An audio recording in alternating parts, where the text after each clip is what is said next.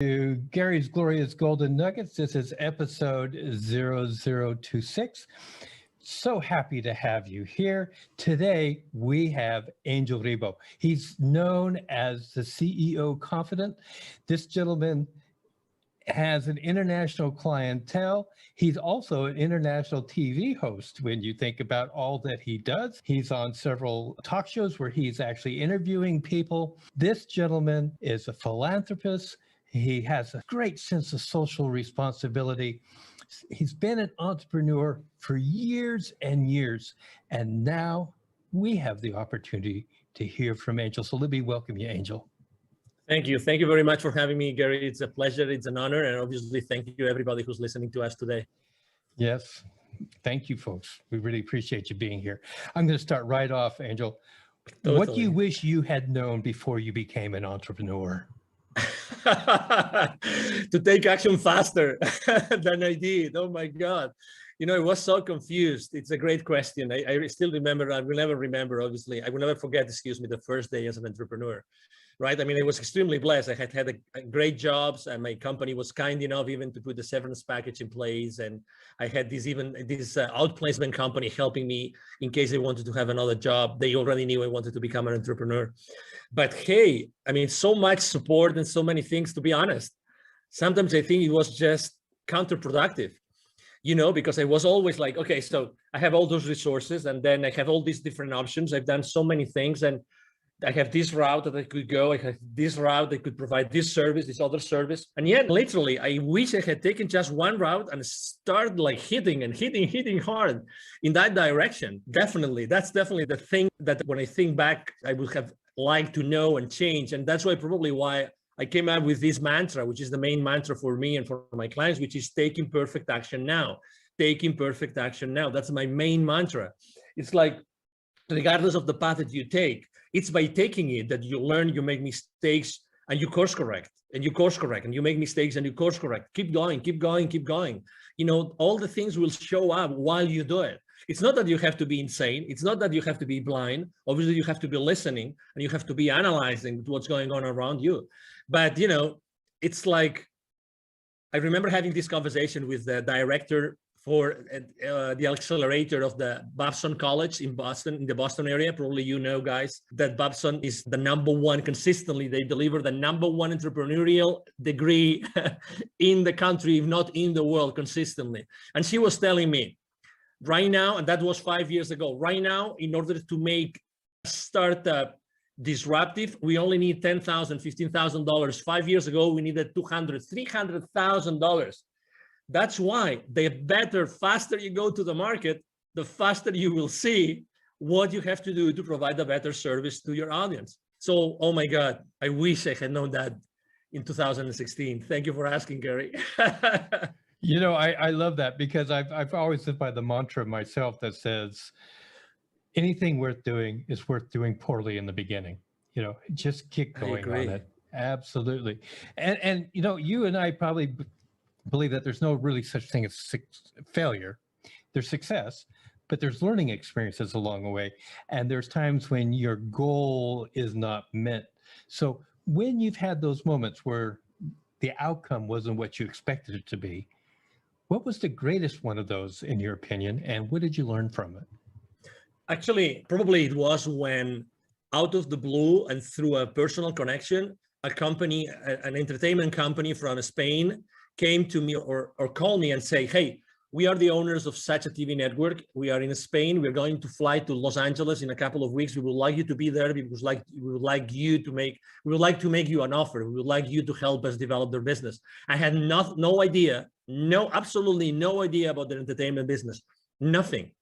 But I said, I mean, they were friends of friends, and I had seen them, I think, once in Latin America, but they really didn't know much about their business. But anyway, there I go to Los Angeles, I meet with them, and they say, so that's what we would like to do. But you know what? We cannot pay you as much as the other clients are going to pay you. So I said, well, okay. So, you know, all right, let's see what is in here for me. And you know, when your gut feel is telling you, Angel, there's something here, you don't know what it is, but I think that you should consider this. And really, inside of me, this voice that came to me saying, You have to do this. You don't know anything, but let's keep moving forward. And I was already there. I had nothing else to do for a week. So I said, okay, I'll surrender to the unknown. Let me put it this way, Gary.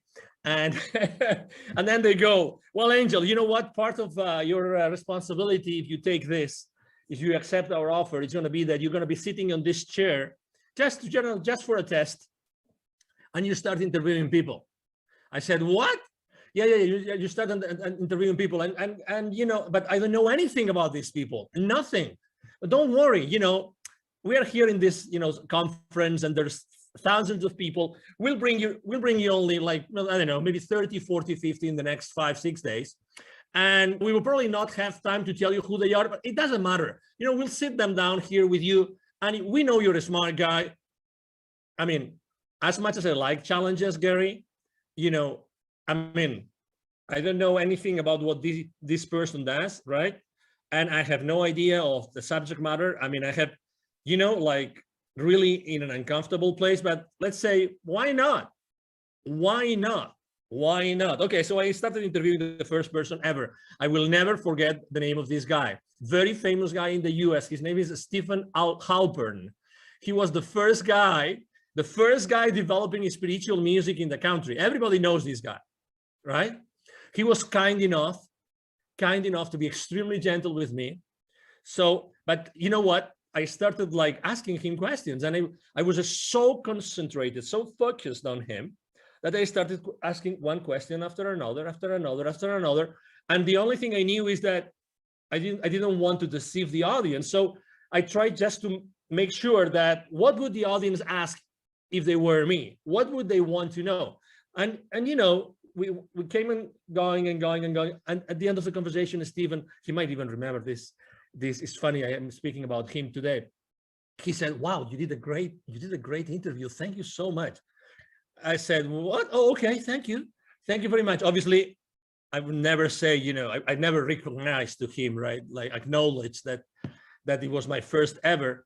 And the number 5 or 6 was this celebrity from Hollywood, the Michelle Rodriguez, you know, the actress from, you know, the Fast and Furious saga of movies, and you name it. I mean, but guess what? All this, like, you know, discomfort for these many days eventually put me in a place where I said, oh my God, this is a skill that I'm developing that I didn't know that I had. I didn't know that by being previously spokesperson for large corporations of America in other places in the world had helped me. Oh my God, I am at the other side. I'm becoming the host instead of the guest. There is something here. There is some, you know, there is value.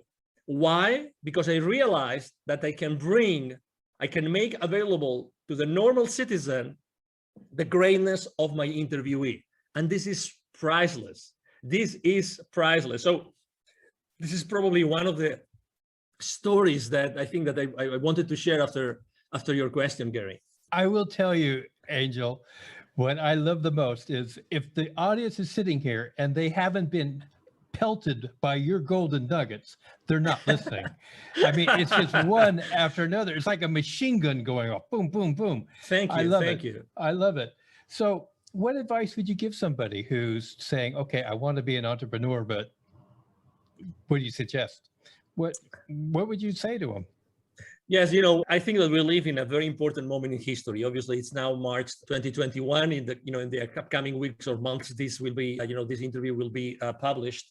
So it's a very important moment in life, and it's not a coincidence that we are living this moment. Okay, so I would like to just make sure that you understand what this means. Okay, so the world is what it is, and we are here, all of us, to play a role, like it or not. Okay, we are playing a role in the new world that we are creating. Okay, so that's number one. Number two, I was blessed enough last year of delivering a couple of webinars to the local, business accelerator communities here in Dallas, Texas, and both were about the following subject, which is pivoting in times of crisis.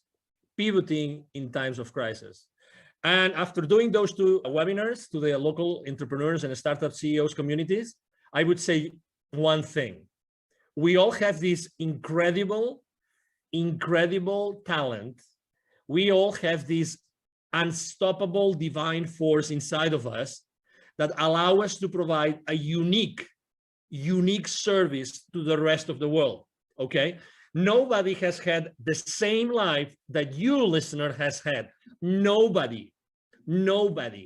So you are unique. So even if you think, oh, there's going to be so many other coaches, so many other, consultants, so many other people making the same product, not a chance. That's not true. Nobody is able to provide the value, the wisdom, the teachings that you bring to the world just because you have had your own life and you have had your own experiences. That means by default, by definition, that means that there's going to be in the world an audience that is just waiting for you to show up and to give that value to them.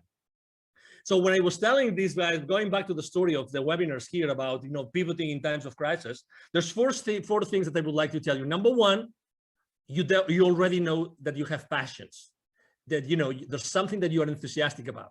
Number two, there's always friends of you or relatives or colleagues that tell you you are an expert on something. You always come to you for something. Number three, the market is always going to need what you are willing to share with them, as I said before. And number four, and that's the only question maybe you have to ask, is the market willing to pay for it? Yes or no? If the answer is yes, and 95% of the occasions, yes, the answer is yes, then you have a business. So again, don't be fearful. I know you are on the fence, and I just answered a question saying, what was the main mistake I made is being on the fence for too long, right? So I know you are on the fence, but at the same time, know that there's people out there waiting for your message, and they will never go, and they will never move hiring someone or paying for someone's services unless you show up and they resonate with you. They're waiting for you there.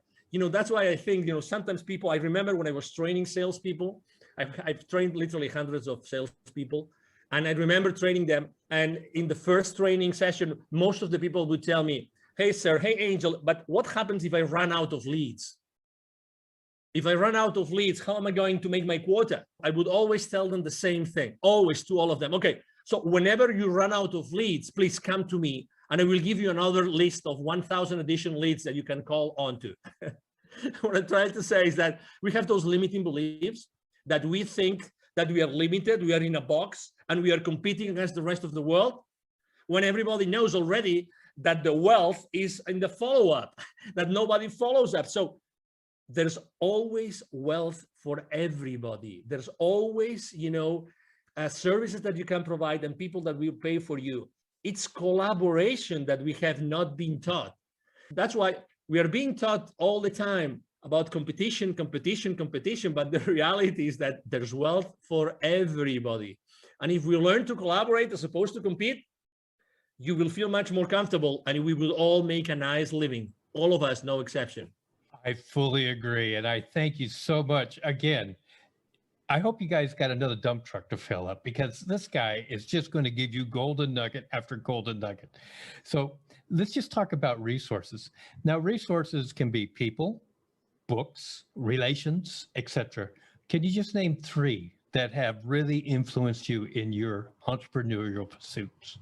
Yes, I would say number one, when I was in corporate America and I was in charge of, let's say, business development for many different areas in the world, I was very lucky because regardless of my own sales team, I was always working in what is called like indirect sales models. Indirect sales models means that the companies I was working with, we were going to the market and selling through resellers, through partners, and this kind of, intermediaries, let's put it this way.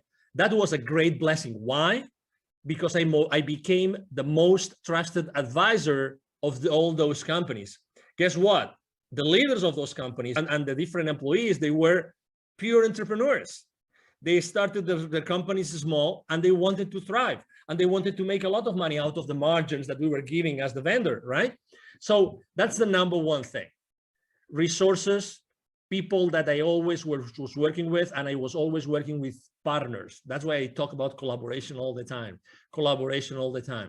So number one, resource, partnerships, collaborators, resellers, distributors, you name it. Look for something, someone, companies, people that can go to the market, help you go to the market. That's number one. Number two, speaking about books, I'm not going to be very, let's say, very conventional with my answer about books, because I would say that probably the books that have influenced me the most have been more spiritual books than business books. But had I not read this book, and I'm going to mention just one of them, I would have never done what I have done, and I would have never moved from Europe. And it's a book considered, it's a fiction book. It's about, it's a history, or excuse me, the story about a series of scrolls and revelations from the Amazonian, forest in Peru. The book is called The Celestine Prophecy by James Redfield. Had I not read that book, which was like, of course, I knew that already, but I would never say this aloud. This is, I would be embarrassed of sharing this with anybody, but I was reading the book and every single page was like, oh my God, yes. Oh my God, yes. I always had this feeling inside, but I never was able to formulate it properly. I was never able to say, oh yes, this is like this. Exactly. So, and why is this book so important? It was so important for me because that's the book that when I finished reading it, I said, I have to go from Europe. I am originally from Barcelona. I was living in the UK at that time. I said, I have to move from Europe to the Americas. I don't know why nor how. It doesn't matter. I'm going to go back to London and I'm going to ask my managers, my supervisors, hey, I would like you to relocate me to Latin America to work. I don't know why, I just want to go, right? And they told me, no, you're crazy. Why would you go from this, amazing job in this amazing country, making so much money, to a third world country? You are insane. But anyway, I took my chances and I did it, and I'm glad I did it. And that's the second resource, right? And the third resource, it was going to an event.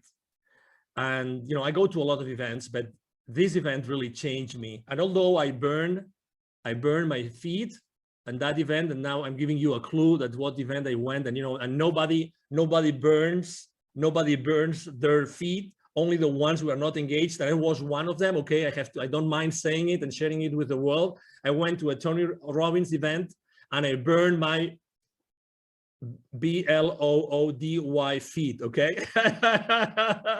So, but guess what? I think that was part of the experience, and obviously it was meant to happen, right? I remember there was so many, you're talking about nuggets. Tony Robbins, obviously, he's, as you know, he's been the coach for the most influential people in the planet. Okay. So what he knows, probably only a handful of people know in the planet. Okay. So he was just sharing so many ideas, and the idea for the first time, the idea of, if you want to be really wealthy, that's going to be proportionate to the number of people that you help. And I had never, it seems obvious, right? It seems evident, right? But I had never thought about this in that way, that it's all proportional. So start thinking about how can you do something, provide a service or a product that you are going to be able to scale afterwards, right? Because it's going to be the amount of people that you serve, what's going to define the rest of your, let's say, wealth life. Those three resources, collaboration with partners, this specific book, and going to this specific event, those were three amazing resources that they made Angel Ribo the CEO Confidant that I am today. Well, I'm glad that you hit those resources. And I must admit that in my life, two of those have been experiences for myself without the burnt feet. but let's just move on here. There's a lot of myths about being an entrepreneur. And because they're myths, I'm going to give you an opportunity to just pick one and just bust it right now for our listening audience. Any myth? Probably the first myth that I like to speak about a lot is the imposter syndrome. The imposter syndrome. We all as entrepreneurs at some point, generally in the beginning of our journey, we think that we're not worth it, that nobody's going to hire us, and that whatever we say that we did before, it's just BS, with all due respect to everybody, okay? Because we think that it wasn't enough. We think that nobody's going to hire us because before we had all this powerful machinery, of this large corporation or company, supporting us. And then we think that as soon as we start saying what we did before and try to capitalize and try to show it to the world, it's fake, because it's fake because it was in another setup and it was another system and we were working with another set of goals, but it's not true. It's not true. Again, we are, as I said before, we have treasured inside of us a series of experiences, knowledge, wisdom, which is not comparable with anybody else. And that goes the other way around too. So it means that, we really don't have, and you are not competing with anybody else. So when we have this syndrome that, we think that what we are saying, even though, deep inside of us, we know it's true, we still have this feeling, and we say it like with our, mouth, like semi-shut, you know what I mean? When I read the other day a great quote, I used it for my motivational quotes on social media. I write books to know what I know. I write books to know what I know. And I can tell you, one of the reasons why I accept so many invites from podcasters is because for me to be on a podcast and to be interviewed is such a blessing, because I really get to know what I know. I have to tell you, and I can tell you a very interesting story. The other day, I was interviewed by a young guy from Bangladesh. I was his second guest, okay? And he was intimidated, so intimidated that he made it late to the show, and he was the host, right? When you realize that he was late, not because of any other reason, but when you start talking with him, you realize that there's something there. And I spent literally like the first 5-10 minutes just praising him, just telling him how brave he was, how courageous he was, that I had been in his website and everything. And he was suddenly, I saw him growing. I saw him like becoming the phoenix bird. You know what I mean?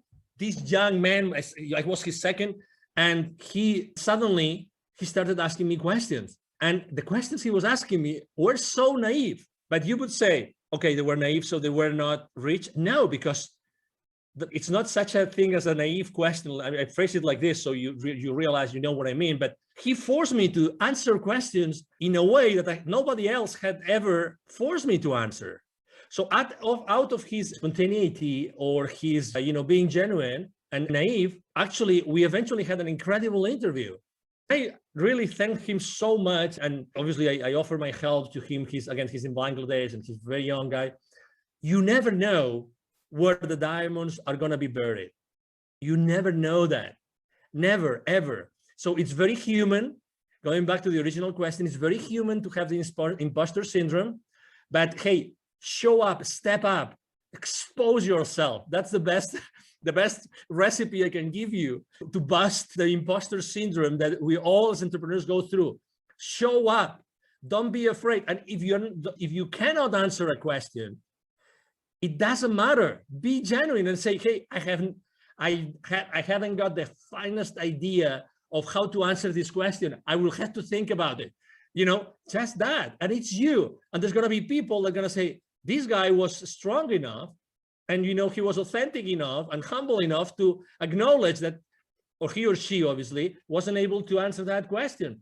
And that's part of who you are. And again, I'm sure that for the next interview, you will be able to answer this question and many others, because you probably will have done some homework, but I really like this, like as to be busted, because we all go through it. It's a limiting belief, and it's so not true. So not true, Gary. I really appreciate that. And one thing that I know from our brief interactions with each other, you are a master at building other people. You are a master at helping to establish confidence in what people have to offer. So I really appreciate that aspect of you from my point of view. Now, I'm going to change up a little bit, because I'm not going to ask the next question I normally ask. We talked about social responsibility. I'd like you to talk about your point on social responsibility as an entrepreneur. Yeah, there was a time in my life in which I said, if not me, who? And you will understand why. If not me, who? I had this question inside of me, if not me, who? When when I was in Latin America, I lived in Latin America for 10 years, and I was working with Latin America for 15 years. And I was going there so often. I was always dealing with, we were doing consultative selling to large corporations present with their subsidiaries in Latin America. And every time I was going to see their plants, the manufacturing plants, they would typically be in the outskirts of big cities, suburbs, rural areas sometimes. Every time I would go to those places to meet with the CEO levels, to close some deals, every single time outside those plants, there would be a lot of poverty, because that's where poor people live. They live in the outskirts of the cities. And every time I would go to those places with my rental car, they would ask me, hey, senor, would you like to buy some gum from me, some candy, a bottle of water? Can we keep your car safe while you are inside? So I was always interacting with kids, always was interacting with kids. And it reached some point before leaving, and actually that was one of the reasons why I left corporate America, in which one day I had this incredible experience in which I saw very clearly that I had this connection, this continuous, possibility to talk to the top guys in the continent, and at the same time being able to see so much poverty. And I saw very clearly, if I'm not the one connecting those two dots, who's going to do it? Who is more? Who can show more, like the experience reaching out to the top and being able to deliver to the bottom through my entrepreneurial career? And I can teach entrepreneurship to these kids in need in Latin America. That was the aha moment. That was, and again, it came very, it was an impactful moment in my life, but I was, one of the saddest things in life is that we become, how is that, too familiar with the misery. We become too familiar with problems that we don't pay attention to. And the more they show up, the more insensitive we become. We become insensitive to people that are really in depth, in deep problems. And let me tell you an example. Just in Latin America, there's 170 million kids in 2012, according to UNICEF. 81 million kids live in poverty in Latin America. 81 millions. Okay, so the population of the US is 350 million roughly. 81 million kids in Latin America live in conditions of poverty. 22 million don't have drinking water at home. 22 million. And that was from 2012. I can't imagine now, after everything that's going on in the world, I can't imagine. So that's why in 2015, after I had this experience, we gathered a team. I'm the co-founder of Wisdom for Kids. And what we do is we help underprivileged kids in Latin America become entrepreneurs using the local resources. And you see, it's like, Gary, it's like for my entire life, I was preparing for this. Isn't it crazy? It's like I had learned all this entrepreneurial stuff and connecting to all these people and knowing how to reach out to them, blah, blah, blah. All this, like, there was a plan behind it. Someone had been working on that plan for me to be able eventually to do that. That's why I was asking myself, as I said in the beginning, if not me, who? Who's going to do this if it's not me? Who is more, prepared to do this? And I felt immediately, the responsibility in a good way, because going to Latin America and teaching kids entrepreneurship is just a blast. It's a big blessing, as you can imagine, Gary. I just am so overwhelmed with the things you've just talked about. Thank you. This is why I love doing what I do when I get to talk to people like this. How can people contact you? Thank you. So I'm very active on social media. I'm blessed with having a great team that helped me do that. Otherwise, I wouldn't be able to do it. I thank my team every single day. I am the most active network I am on social media outlet is LinkedIn, the professional network. You can message me there and you will see me there. Angel Ribo, Ribo spelled like R-I-B-O for the ones that don't see the video of this interview. My brand is the CEO Confidant. And I'm going to give you also my direct email address. Either my team or myself, we answer all the emails we receive every single day. It's very easy. The email address is extremely easy. Angel, as in heaven, A-N-G-E-L, @angelribo.com. My last name is Ribo, R-I-B as in boy, O. So my email address again is angel@angelribo.com. You can reach me there, and it will be a pleasure for me to interact with you and engage in a conversation. Ladies and gentlemen, we'll have all that information in the show notes. So if you're driving, continue driving. Don't try to pull over to the side of the road and try to write it all down now. So yeah, just go ahead. Now, Angel, I always give every guest 2 uninterrupted minutes. to right. say whatever's on their heart, whatever they want to say at this moment. So your 2 minutes start now. I believe that the last 12 months have been really probably the most challenging, months in our lives, right? Maybe the people that were when they were young, they were maybe in a war, maybe that those were the most challenging for them. But regardless, I think that those 12 months have taught us something which is extremely important for all of us, which is connection. Connection. I've been consistently posting for the last 12 months about building bridges. Why?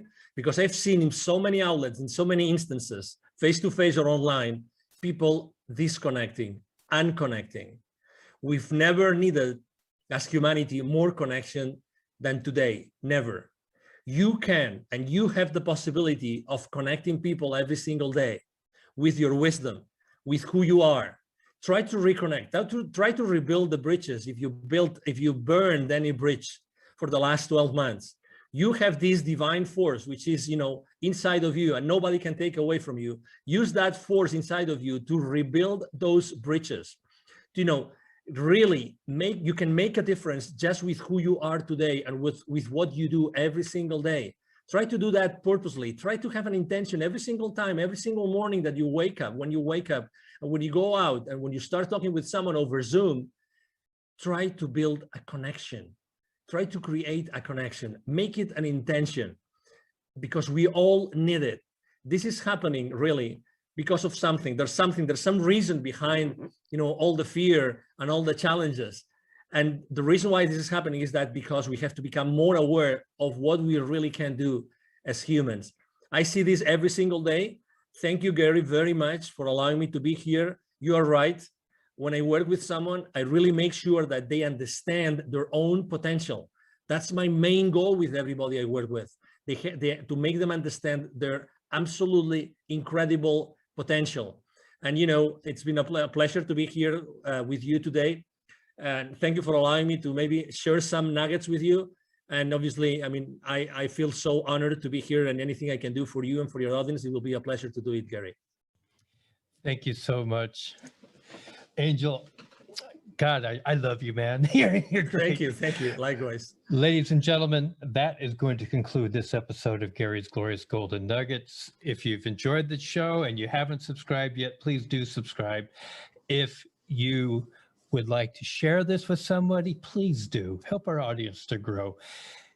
Angel, you are a gold mine. Thank you so much. Thank you so much for your time. Absolutely.